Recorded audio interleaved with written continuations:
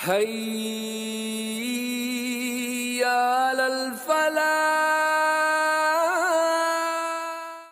اعوذ باللہ من الشیطان الرجیم. سورہ الانعام رکوع نمبر 14۔ آج ایک مرتبہ پھر آپ لوگوں سے روبرو ہونے کا موقع فراہم ہوا ہے، اور آج جس سورہ مبارکہ کے 14ویں رکوع کے متعلق مجھے گفتگو کرنے کی دعوت دی گئی ہے، یہ اس سورہ کے اختتامی رکوع ہے۔ اس کے بعد 2 ہی رکوع ہیں، یعنی کہ 16 اور 17 رکوع پر یہ مشتمل یہ سورت ہے۔ تو یہ 14واں رکوع ہے۔ آپ کو یہ بات معلوم ہوگی کہ یہ سورت مکی سورت ہے اور نبی مہربان صلی اللہ علیہ وسلم پر نازل ہونے والی ایک مکمل سورت ہے، جو آپ صلی اللہ علیہ وسلم پر مکی دور میں نازل ہوئی۔ اور ابن عباس رضی اللہ تعالیٰ عنہ روایت کرتے ہیں کہ یہ پوری سورت مکہ میں بیک وقت نازل ہوئی تھی، اور اس وقت نبی مہربان صلی اللہ علیہ وسلم اونٹنی پر سوار تھے، اور ایسا محسوس ہو رہا تھا کہ شاید اس اونٹنی کی ہڈیاں ٹوٹ جائیں۔ اور جب انسان اس سورہ مبارکہ کا بغور مطالعہ کرتا ہے تو اس سورہ مبارکہ کے اندر 7 اہم نکات کو ابھارا گیا ہے، کیونکہ آپ سب لوگوں کو معلوم ہے کہ مکی دور نبی مہربان صلی اللہ علیہ وسلم کی زندگی کا جو دور ہے، یہ کتنا پرخطر دور تھا، کتنا مشکل دور تھا، کن کن مشکلاتوں کا سامنا آپ صلی اللہ علیہ وسلم کو کرنا پڑا ہے۔ ان تمام چیزوں کے متعلق آپ اچھی طریقے سے واقف بھی ہیں، اور انشاءاللہ اجمالاً میں آپ کے سامنے اس کا تذکرہ بھی کروں گا۔ سب سے پہلے اس صورت کے اندر شرک کی غلاظتوں سے لوگوں کو متنبہ کیا گیا ہے۔ مشرکین مکہ کو اس شرک کی غلاظت سے دور اور توحید کی طرف دعوت دی گئی ہے۔ اس کے بعد عقیدہ آخرت ان کے اندر ابھارا گیا ہے، جو ان کے ذہنوں سے پوری طرف سے اب مفقود ہو چکا تھا۔ اس کے بعد ان کے اندر کچھ جاہلانہ قسم کے اوہامات تھے، ان کی تردید کی گئی ہے۔ اس کے بعد ان بنیادی اخلاقی اصول بیان کیے گئے ہیں کہ جس پر ایک اسلامی سوسائٹی جو ہے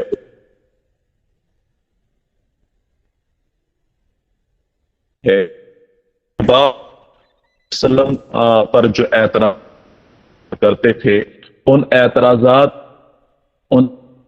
کے گوناگون جوابات دیے گئے ہیں، اور آپ پر جو منکرین اور مخالفین کو ان کو نصیحت کی گئی ہے، اور ان کو مختلف قسم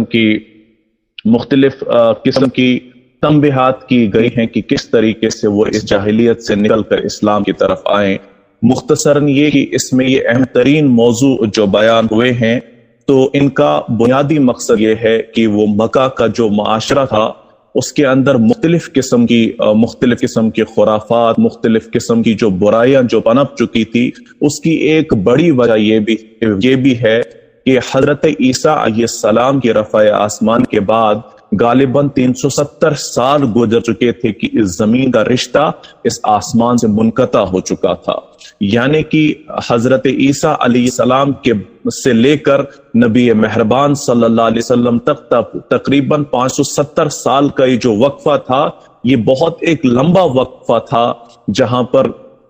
وہ جو الہی ہدایات تھی وہ لوگوں کے ذہنوں سے پوری طرح سے مفقود ہو چکی تھی، پوری طرح سے نکل چکی تھی، جس کی بنیاد پر ہم دیکھتے ہیں مختلف قسم کے اوہامات، مختلف قسم کے تصورات، مختلف قسم کے نظریات جو ہے وہ جنم لے چکے تھے، جس کی بنا پر ہم دیکھتے ہیں ان کے عقیدے میں بگاڑ تھا، ان کی عبادات میں بگاڑ تھا، ان کی رسومات میں بگاڑ تھا، اور اجتماعی زندگی پر ان کی معاشرت میں بگاڑ تھا، ان کی معیشت میں بگاڑ تھا۔ یعنی کہ زندگی کا کوئی ایسا شعبہ نہیں تھا جو بگاڑ کا شکار نہیں ہوا تھا۔ تو اس لیے اس سورہ مبارکہ کے اندر ان تمام چیزوں کو بڑی تفصیل کے ساتھ ان لوگوں کے سامنے اس دعوت کو پیش کیا گیا ہے، اور ان کے ان تمام نظریات کو، ان تمام اوہامات کو، ان جو من گڑت ان کی جو چیزیں تھیں، ان تمام چیزوں کی تردید کر کے ان لوگوں کے سامنے اسلام کا جو نظریہ ہے اسے پیش کیا گیا ہے۔ اور جو نظریہ انہوں نے اپنے دلوں کے اندر گڑ رکھے تھے، اپنے نظریات جو ان کے اپنے تراشے ہوئے نظریات تھے، ان کی کمزوریوں کو بھی بیان کیا گیا ہے اور اسلام کی خصوصیات کو بیان کیا گیا ہے۔ تو میں 14ویں رکوع کی طرف اب آپ کی توجہ کو مبذول کروں گا۔ 14ویں رکوع کی جو پہلی آیت یعنی کہ آیت نمبر 111، اس میں اللہ رب العالمین فرماتے ہیں وَلَوْ أَنَّنَا نَزَّلْنَا إِلَيْهِمُ الْمَلَائِكَةَ وَكَلَمَهُمُ اللَّهُ الْمَوْتَ وَحَشَرْنَا عَلَيْهِمْ كُلَّ شَيْءٍ قُبُلًا مَا كَانُوا لِيُؤْمِنُوا إِلَّا أَن يَشَاءَ اللَّهُ وَلَكِنَّ أَكْثَرَهُمْ لَا يَجْهَلُونَ۔ اللہ تعالیٰ ان کی اس یعنی کہ ان مشرکین مکہ جو اپنی ہٹ درمی میں تمام حدود و قیود کو اب پار کر چکے تھے، ان کی اللہ تعالیٰ منظر کشی کرتے ہوئے فرماتے ہیں اگر ہم فرشتے بھی ان پر نازل کر دیتے اور مردے ان سے باتیں کرتے اور دنیا بھر کی چیزوں کو ہم ان کی آنکھوں کے سامنے جمع کر دیتے، تب بھی یہ ایمان لانے والے نہ تھے، الا یہ کہ مشیت الہی یہی ہو کہ یہ ایمان لائیں۔ یعنی کہ یہ اپنی ہٹ درمی میں، یہ اپنی اس انانیت میں، اپنی اس چودراہٹ کے اندر اتنے اندھے ہو چکے تھے، اللہ تعالیٰ اس کی خود منظر کشی فرماتے ہیں کہ اگر ان پر فرشتوں کو بھی میں نازل کر دیتا اور ان کے سامنے میں مردوں کو کلام بھی کرواتا، لیکن تب بھی اپنی ہٹ درمی سے باز آنے والے نہیں تھے۔ یہ اپنی ہٹ درمی سے کبھی باز نہیں آتے۔ اور صرف اتنا ہی نہیں، اللہ تعالیٰ یہ بھی فرماتے ہیں کہ دنیا بھر کی چیزوں کو اگر میں ان کی آنکھوں کے سامنے جمع کر دیتا تب بھی یہ ایمان نہیں لاتے۔ کیوں؟ اللہ تعالیٰ ان کے متعلق ایک دوسری جگہ پر بھی فرماتے ہیں ان کی حالت یہ ہوتی ہے صم بکم عمی فہم لا یرجعون، ان کی حالت یہ ہوتی ہے ان کی آنکھیں تو ہوتی ہیں لیکن اس سے ان کو حقیقت نظر نہیں آتی، ان کے کان تو ہوتے ہیں لیکن حقیقت کو سن نہیں پاتے، ان کا دل تو ہوتا ہے لیکن اس دل کے اندر کوئی جان نہیں، یہ مردہ دل لوگ ہوتے ہیں۔ اسی لیے اللہ تعالیٰ فرماتے ہیں کہ ان پر اگر فرشتوں کو بھی نازل کیا جاتا تو تب بھی یہ ایمان لانے والے نہیں تھے۔ تو پہلی چیز جو یہاں پر یعنی کہ ایک منظر کشی بھی ہے اس معاشرے کی، جس معاشرے میں رہنے والے لوگ ایسے ہٹ درم ہو، تو آپ اندازہ کر سکتے ہیں کہ نبی مہربان صلی اللہ علیہ وسلم کا جو دعوت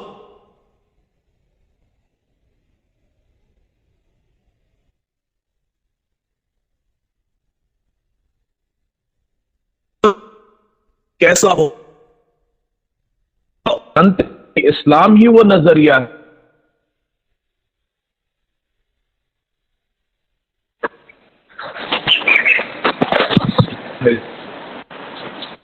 یہی وہ نظریہ ان چیزیں جاننے کے باوجود یہ لوگ جو ہے یہ جاننے کے باوجود بھی ہے وہ ایمان لایا نہیں۔ تو دوسری آیت میں اللہ تعالیٰ پھر فرماتے ہیں وَقَضَىٰ لِكُلِّ نَبِيٍّ عَدُوًّا شَيَاطِينِ الْإِنسِ وَالْجِنِّ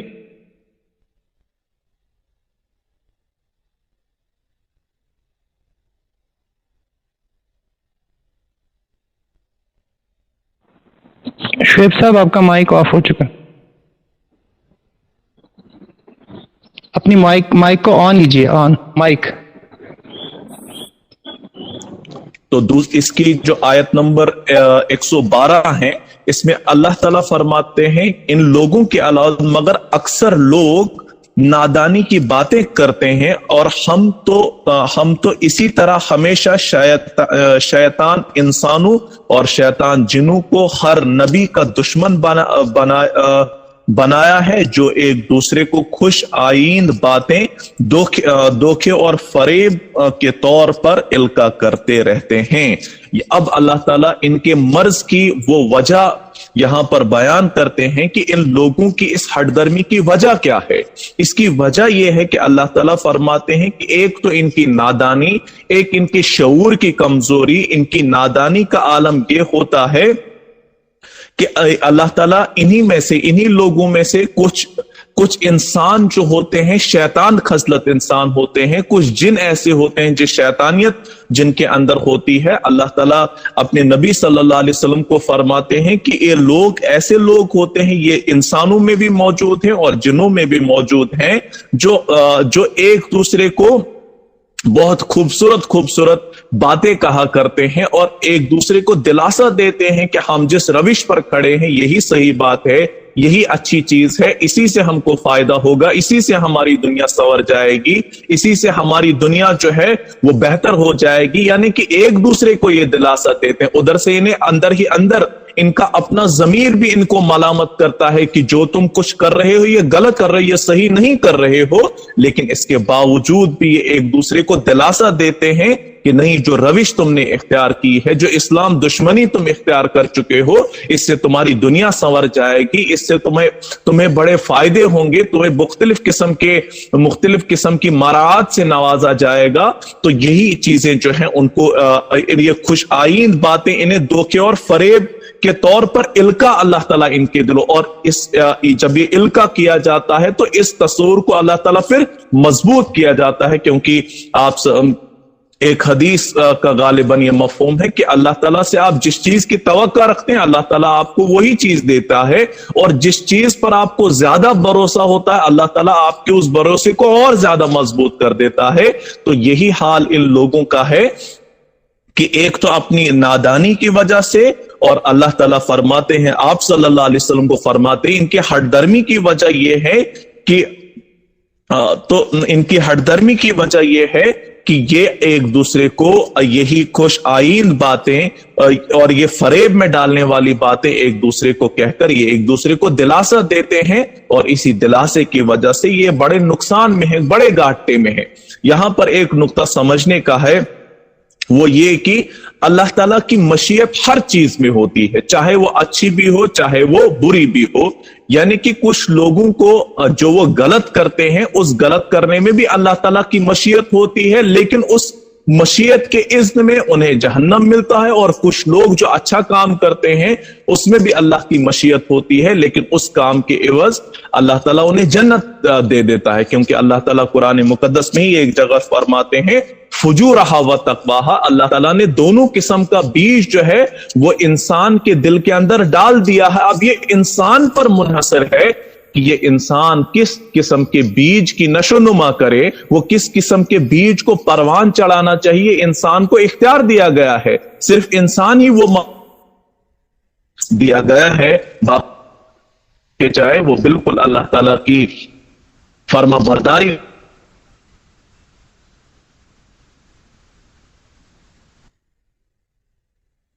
काम कर ही नहीं सकते, लेकिन उनसे थोड़ा बरअक्स है। वो इसलिए कि इसे इख्तियार दिया गया, इसे दुनिया के अंदर इसीलिए भेजा, ट्रायल बेसिस पे इसे दुनिया के अंदर भेजा गया है, ताकि ये देखा जाए कि ये क्या कुछ करके आएगा। और उसके बाद अल्लाह ताला आयत नंबर 113 में फरमाते हैं, वलितस्का इलैहि अफ़इदतुल लज़ीना ला युमिनूना बिल आखिरति वयरज़ूहु वलियक़तरिफ़ू मा हुम मुक़तरिफ़ून। अल्लाह ताला अब फरमाते हैं, इनको ऐसे जैसे लोगों को, इनको बस अपने हाल पर तुम छोड़ दो। यानी कि आप सल्लल्लाहु अलैहि वसल्लम को कहा जा रहा है इन पर ज्यादा वक्त को जाया न किया जाए, इनको अपने हाल पर छोड़ दिया, इनके हाल पर छोड़ दो कि वो अपनी इफ्तरा परदाजियां करते रहें। ये सब कुछ हम इन्हें इसीलिए करने दे रहे हैं कि जो लोग आखिरत पर ईमान नहीं रखते उनके दिल इस खुशनुमा धोखे की तरफ माइल हों और वो इससे राजी हो जाएं और इन बुराइयों का इक्तसाब کریں जिनका इक्तसाब वो करना चाहें। फिर जब हाल ये है तो क्या अल्लाह के सिवा कोई और फैसला करने वाला तलाश करूं, हालांकि इनकी पूरी तफसील के साथ तुम्हारी तरफ किताब नाजिल कर दी गई है। यानी कि अब आप सल्लल्लाहु अलैहि वसल्लम को तलकीन की जाती है कि ऐसे जैसे हठधर्म लोगों पर जिन पर दावत की हकीकत आया होने के बावजूद भी, जिन पर दावत या जिन्हें ये अच्छी तरह से मालूम है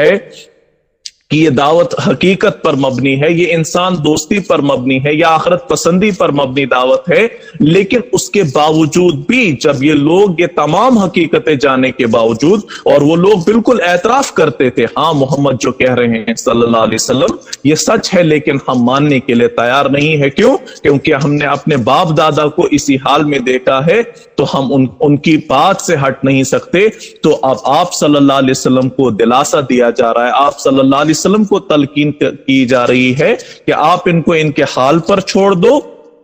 और दूसरी बात इनको ये कही जा रही है कि इन पर वक्त जाया न किया जाए। क्यों? क्योंकि आप देखते हैं कि आप सल्लल्लाहु अलैहि वसल्लम ने 13 साल मक्की दौर के, आप सल्लल्लाहु अलैहि वसल्लम के 13 साल का हासिल सिर्फ 313 लोग थे, लेकिन वो 313 लोग भी, उन लोगों को भी अल्लाह ताला जब बदर के मैदान में फतह याद करते हैं, हम देखते हैं कि ये छोटी सी माइनॉरिटी जो है किस तरह से एक मेजॉरिटी पर गालिब होती है। और उसके बाद सिर्फ 10 सालों के ही वक्फे के बाद हम देखते हैं पूरा जजीरतुल अरब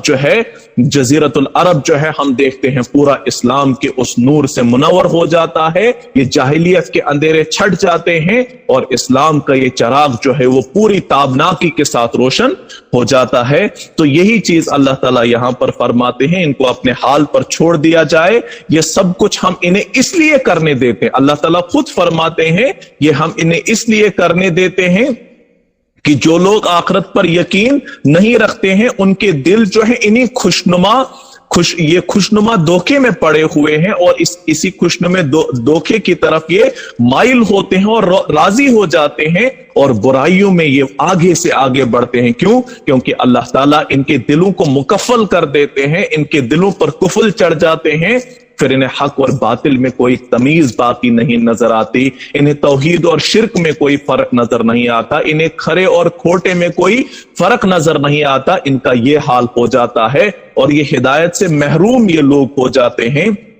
और अल्लाह ताला फिर आगे अगली आयत में फरमाते हैं, और जिन लोगों को हमने तुमसे पहले किताब दी, और ये भी अल्लाह ताला यहां पर फरमाते हैं कि जिन लोगों ने हमने तुमसे पहले किताब दी वो जानते हैं कि ये किताब तुम्हारे रब की तरफ से हक के साथ नाजिल हुई है, लिहाजा तुम शक करने वालों में शामिल ना हो जाओ। यानी कि वो लोग जो इस वक्त इस किताब का इनकार करते हैं, आप सल्लल्लाहु अलैहि वसल्लम की इन तालीमात का इनकार करते हैं, वो ये बात जानते हैं कि इससे पहले भी अल्लाह रब्बुल आलमीन ने वक्तन फवक्तन मुख्तलिफ लोगों को मबूस किया गया, और मबूस करने के बाद उनकी तरफ किताबों को नाजिल किया जिनका मकसद था कि इंसान को इंसान की गुलामी से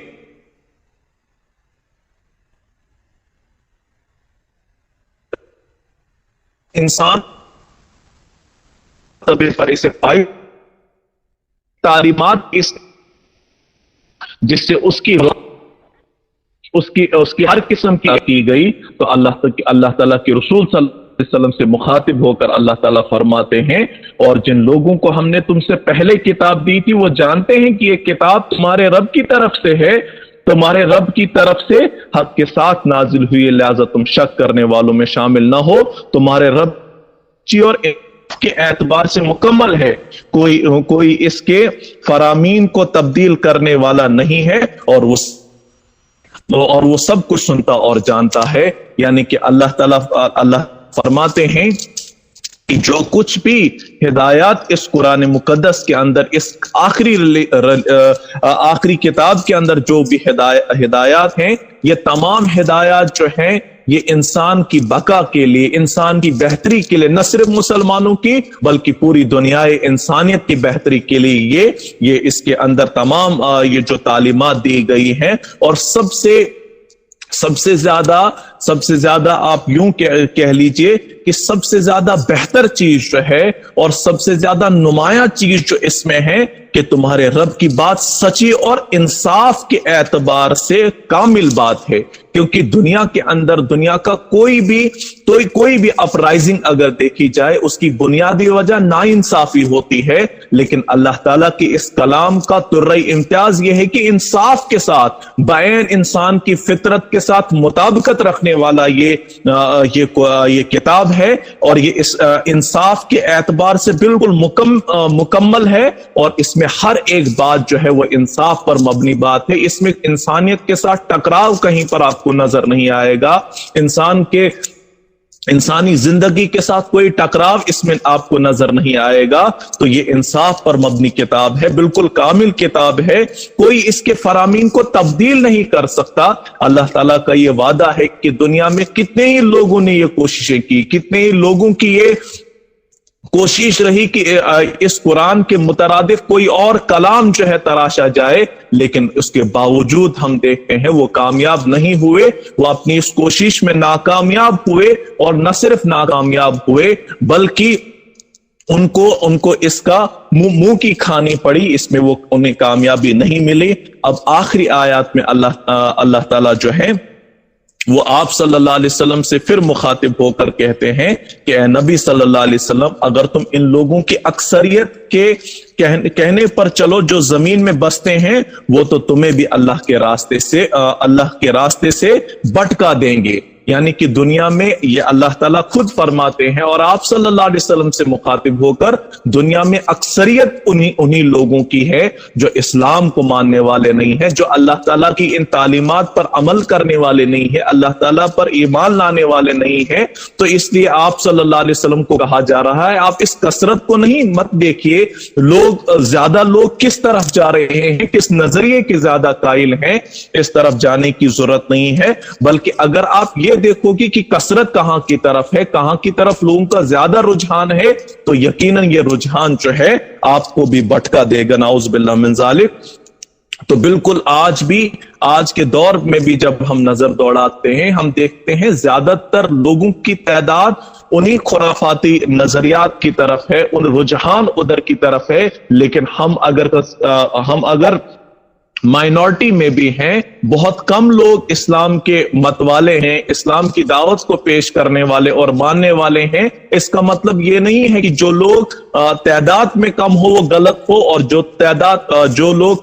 کثرت میں ہو وہ صحیح ہو. نہیں، اس کی نفی قرآن کرتا ہے، اور آپ صلی اللہ علیہ وسلم کو مخاطب ہو کر کہتے ہیں کہ اے نبی صلی اللہ علیہ وسلم، اگر تم ان لوگوں کی اکثریت کے کہنے پر چلو گے، یعنی کہ جو اکثریت کا کہنا ہے، آج بھی اگر دنیا کی اکثریت کا کہنا مانا جائے تو ہم کو تسلیم کرنا پڑے گا، سیکولرزم کو ہمیں تسلیم کرنا پڑے گا، سوشلزم کو ہمیں تسلیم کرنا پڑے گا، مختلف کمیونزم کو ہمیں تسلیم کرنا پڑے گا، اس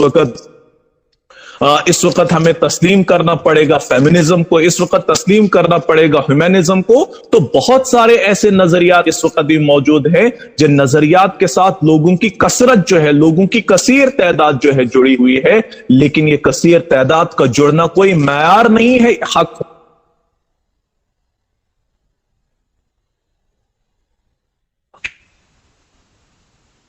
اور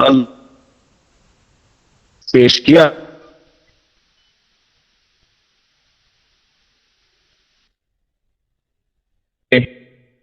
ہم اس میں راستے سے ہٹاؤ. یہ چیز بھی اللہ تعالیٰ آپ فرماتے ہیں کہ اللہ تعالیٰ ہیں کہ کون سے لوگ جو ہیں کون وہ راہ راست پر ہیں اور کون سے لوگ جو ہیں وہ بٹکے ہوئے لوگ ہیں. اور پھر اللہ تعالیٰ آگے فرماتے ہیں پھر اگر تم لوگ اللہ کی آیات پر ایمان رکھتے ہو تو جس جانور پر اللہ کا نام لیا گیا ہو اس کا گوشت کھاؤ. اور آخر کیا وجہ ہے کہ تم وہ چیز نہ کھاؤ جس پر اللہ کا نام لیا گیا ہو؟ حالانکہ جن چیزوں کا استعمال حلت اضرار کے سوا دوسرے تمام حالتوں میں اللہ نے حرام کر دیا ہے، ان کی تفصیلات وہ تمہیں بتا چکا ہے. اب یہاں پر ضمن یہ بات آئی ہے کہ اللہ تعالیٰ فرماتے ہیں کہ جس جانور پر بھی اللہ کا نام لے کر جسے ذبح کیا جائے وہ تم پر حلال ہے، اور اللہ کو چھوڑ کر کسی غیر اللہ کے نام پر اگر کسی چیز کو ذبح کر دیا جائے اس کا کھانا ہمارے لیے جائز نہیں ہے۔ یہ تو ایک اصولی سی بات ہے۔ اور کچھ ایسی بھی چیزیں ہیں جو صرف اضطراری حالت میں حلال ہیں لیکن نارمل سرکمسٹانسز میں وہ حلال نہیں ہیں۔ تو ایسا نہ ہو کہ ان چیزوں کو، ان حلال کردہ چیز کو جن کو کسی کنفائنڈ سرکمسٹانسز تک ہی حلال کر دیا گیا ہے، انہیں عام حالات میں بھی حلال کر دیا جائے، اس کی اجازت نہیں ہے۔ اور اللہ تعالیٰ آگے فرماتے ہیں بکثرت لوگوں کا حال یہ ہے کہ وہ علم کے بغیر محض اپنی خواہشات کی بنا پر گمراہ کن باتیں کرتے ہیں، اور ان حد سے گزرنے والوں کو تمہارا رب خوب جانتا ہے۔ اور یہاں پر بھی آپ صلی اللہ علیہ وسلم کی ایک حدیث کو بیان کرنا ضروری سمجھتا ہوں کہ آپ صلی اللہ علیہ وسلم نے فرمایا کہ روز محشر میں ایک انسان اپنی تمام عبادات کے ساتھ جب حاضر ہوگا، اس کے ساتھ اس کی نماز، اپنا روزہ، زکوٰۃ، حج، صدقہ، تمام چیزیں لے کر آئے گا، اس کے بعد اللہ تعالیٰ اس کے تمام جو اعمال ہوں گے انہیں غبار کی طرح اڑائیں گے، اور یہ بندہ اللہ سے پوچھے گا اے اللہ یہ کس پاداش میں میرے ان اعمال کو غارت کر دیا گیا؟ تو اللہ تعالیٰ فرمائیں گے تم نے میری حلال کردہ چیز کو اپنے لیے حرام ٹھہرایا اور میری حرام کردہ چیز کو اپنے لیے حلال ٹھہرایا، اس پاداش میں تمہاری تمام عبادات کو اور تمہارے اعمال کو غارت کر دیا گیا۔ تو یہ بڑا اہم مسئلہ ہے کہ ہر وہ چیز جو اللہ تعالیٰ نے اس قرآن مقدس میں حلال کی وہ حلال، اور جسے حرام ٹھہرایا وہ حرام ہے۔ اس میں کسی انسان کو یہ اختیار نہیں ہے کہ وہ، یہاں تک کہ یہ رسول کو بھی اختیار نہیں ہے کہ وہ اللہ تعالیٰ کی حرام کردہ چیز کو حلال اور حلال کردہ چیز کو حرام ٹھہرا سکے۔ اور اس رکوع کے آخر میں اب اللہ تعالیٰ نے آخر پر، یا اس رکوع کے آخر پر اللہ تعالیٰ فرماتے ہیں تم کھلے گناہوں سے بھی بچو اور چھپے گناہوں سے بھی بچو۔ یہ اہم چیز، یعنی کہ انسان کی جلوت اور خلوت دونوں پاکیزہ ہونی چاہیے، کیونکہ انسان کی جو جلوت ہے وہ انسان کا بیہیویئر ہے، انسان کی خلوت جو ہے وہی انسان کا کیریکٹر ہے۔ تو ایسا نہیں ہوگی، یہ بھی ضروری ہے، کسی انسان کا بیہیویئر اچھا ہو سکتا ہے لیکن اس کا مطلب یہ نہیں ہے کہ اس کا کیریکٹر بھی صحیح ہو سکتا ہے، کیونکہ انسان کے کریکٹر کا تعلق اس کی خلوت کے ساتھ ہے اور اس کے بیہیویئر کا تعلق اس کی جلوت کے ساتھ ہے۔ تو یہ اہم نقطہ ہے۔ تو اللہ تعالیٰ فرماتے ہیں کہ تم کھلے گناہوں سے بھی بچو اور چھپے گناہوں سے بھی۔ جو لوگ گناہ کا اقتصاد کرتے ہیں وہ اپنی اس کمائی کا بدلہ پا کر رہیں گے، یعنی کہ جو کچھ ہم یہاں پر کیے جا رہے ہیں، جو سورہ زلزال میں بھی اللہ تعالیٰ فَمَن يَعْمَلْ مِثْقَالَ ذَرَّةٍ خَيْرًا يَرَهُ وَمَن يَعْمَلْ مِثْقَالَ ذَرَّةٍ شَرًّا يَرَهُ، کسی نے خیر کا ذرہ برابر بھی اگر کام کیا ہوگا اس کا مزہ بھی وہ ضرور چکے گا، اس کا اجر اسے ضرور ملے گا، اور اگر شر کا تھوڑا سا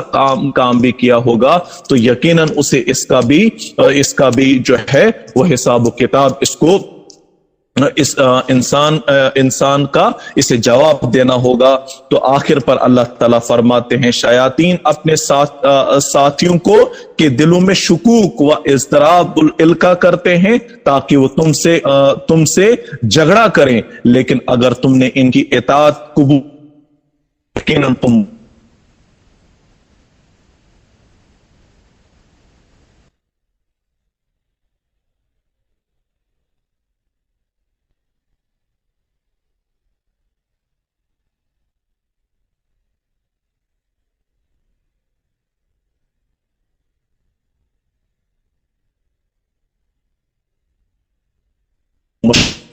انسان جھگڑالو بن جائے، انسان مختلف قسم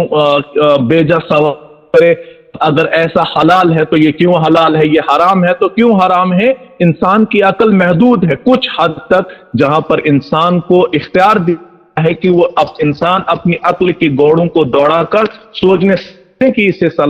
یہ مطلب اختیار ہے، لیکن کچھ معاملہ اگر کوئی انسان یہ بولے کہ آخرت کو ثابت کرو، اس کا ہمارے پاس کوئی جواب نہیں ہے۔ لیکن یہ شیطان کی جو ایسے سوالات انسان کے ذہن میں ڈالتا ہے تاکہ اسے راہ راست سے ہٹا دیا جائے،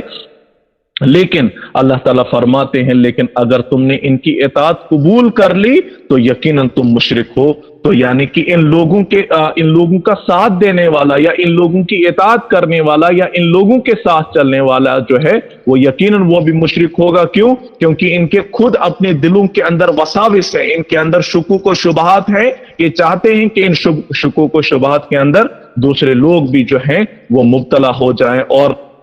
مبتلا ہو کر یہ بھی ہماری اس کمپنی کے اندر داخل ہو جائیں. تو یہ مختصر کچھ گزارشات تھی رکوع نمبر 14 کے حوالے سے جو میں نے آپ کے سامنے رکھی ہیں. تو اللہ رب العالمین سے دعا ہے کہ وہ ہمیں صحیح معنوں میں قرآن مقدس کو پڑھنے، اس کو سمجھنے اور اس پر غور و فکر کرنے کی توفیق عطا فرمائے. اور اللہ تعالیٰ نے ان آیات کے اندر جو بھی چیزیں بیان فرمائی ہیں، چاہے وہ دعوت کے اعتبار سے بڑی اصولی چیزیں یہاں پر بیان کی گئی ہیں، کس طرح سے دعوت کا اسلوب کیا ہونا چاہیے، کس طرح سے اس دعوت کو پیش کیا جانا چاہیے، اور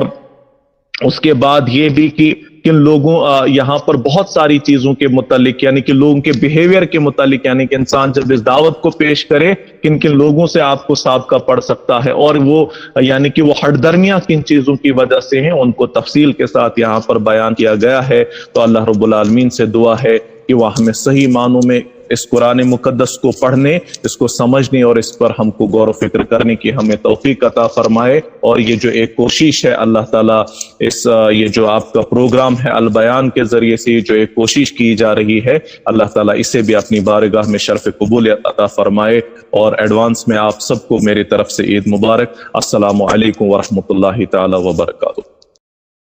اللہ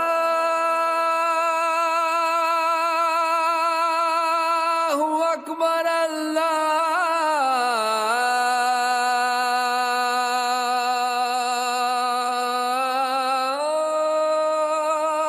اکبر.